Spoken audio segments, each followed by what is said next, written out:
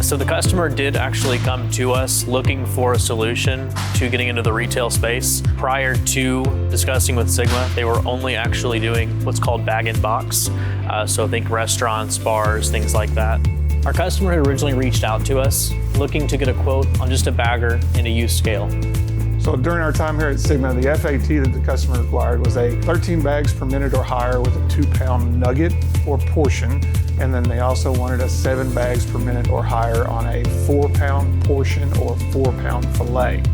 During the FAT, we were able to run a 22 to 26 bags per minute on the 2-pound size and a 13 to 16 bags per minute on the 4-pound size. Our customer, some of their employees actually had past experiences with similar bagging lines and had a very large preference to only go new with something as important as the scale, and we're less worried about having something used like a bagger, check weigher, conveyance, and metal detector, items of those interest. So they were able to come to us and save money on the scale on the front end of the line, save money on the integration compared to what a new OEM might charge, and then save money again on the back half of the line with the used equipment. So I was able to turn them into our Sigma integration department, which was able to provide a much more feasible quote on integrating a full system in our line at a much more competitive rate than a new OEM would have been able to, as well as lead time.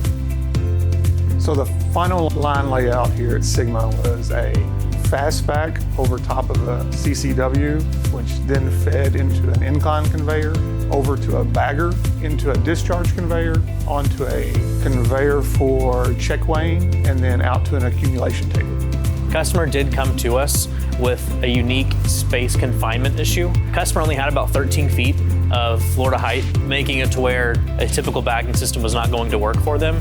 So our integration team was able to create a smaller mezzanine where the scale was more accessible, lower to the ground, that would feed a indexed incline conveyor that would feed into the bagger.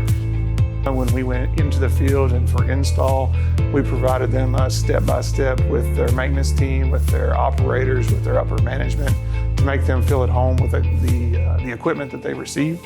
After that initial install, the client asked for additional training, and we supported them by sending our team back and going over specific questions that they had, and then walk them through that equipment again. I believe with the results of those, that install and that additional training, the customer was very pleased with the results.